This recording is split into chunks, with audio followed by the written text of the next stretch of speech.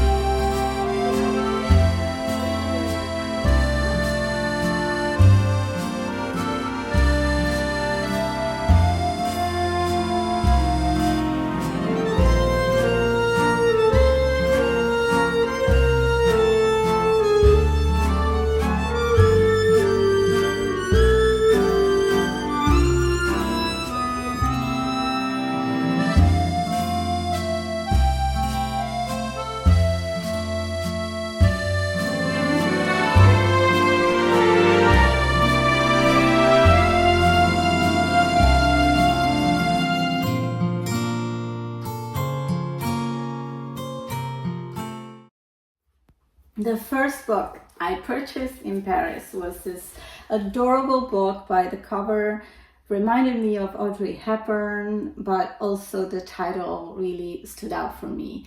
The Little Revolutions of a French Woman in Tehran.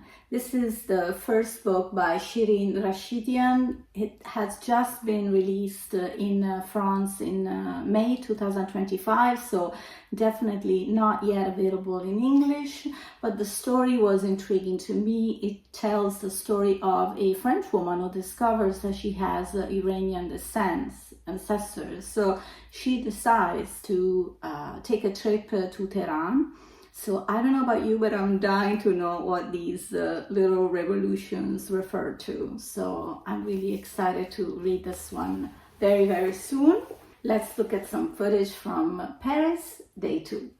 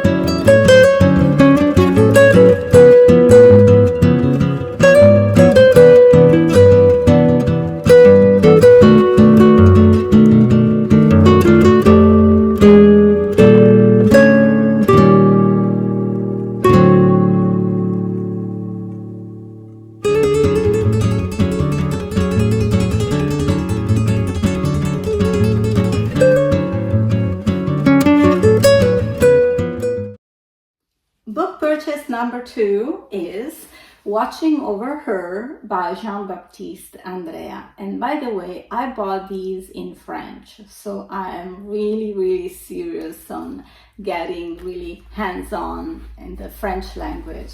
And I hope I can kind of read in a smoothly way. I'm sure I might just come across with many words that I am not familiar with, so I'm not gonna look them up, all of them, because otherwise I guess it'll take forever for me to read. But as long as I understand the core of the phrase, I think I'm gonna be okay. So this is available in English, and looked it up so I can tell you a little bit about the story.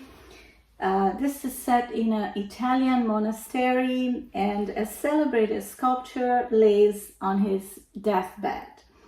For decades, Mimo has lived among the monks to watch over his masterpiece, an arresting statue that haunts all who sees it. During his final hours, he reveals his life, his impoverished childhood, his apprenticeship with a brutal alcoholic, and most importantly, his meeting with Viola, the daughter of a powerful aristocratic family. So this book also won the Goncourt Prize in 2024, so I'm sure it's going to be a terrific story.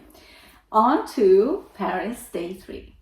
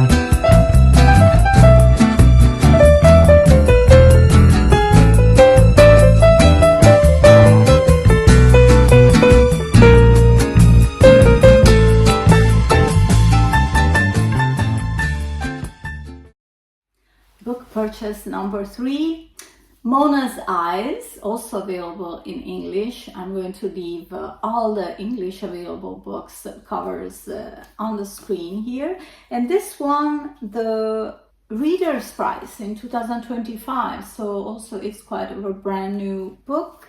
And the author, Thomas Schlesser, is also an art historian. Let me tell you about this book. I've got my computer right here so I can read you notes from it. 52 weeks. That's all the time Mona has left to learn about beauty before she loses her eyesight. 52 works of art. Every Wednesday, Mona's grandfather picks her up after school and takes her to see a great work of art. 52 chapters. Together on their visit to Paris museums, Mona and her grandfather will experience enchantment, and sadness. Above all, they will grow ever closer and learn to lean on each other. So this is going to be a heartbreaking book, but at the same time, an absolute must for art lovers. And here are all the photos of the paintings that they are going to probably talk about and see together, Mona and her grandfather. And of course, it's set in Paris, so how could I miss to purchase this one? And now, Paris, day 4.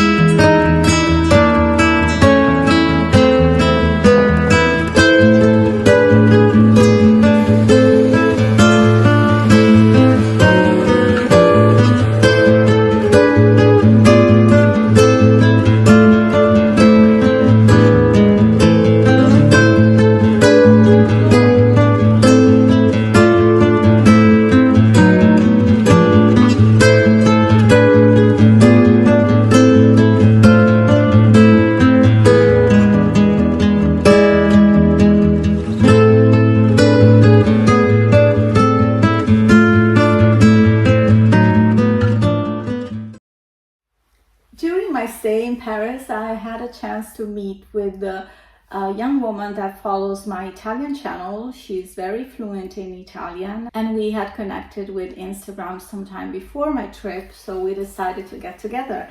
And Lucille was so adorable to come to our rendezvous with this tiny guide. This is Paris of the Writers, and it includes 100 addresses, 100 addresses inhabited by words. So you will find 100 addresses you can visit related to writers and also other types of artists.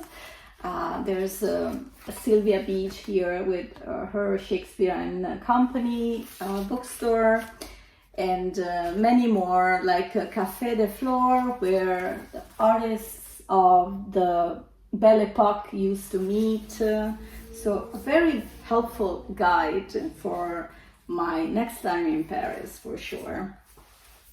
And by the way, here's Paris day number 5.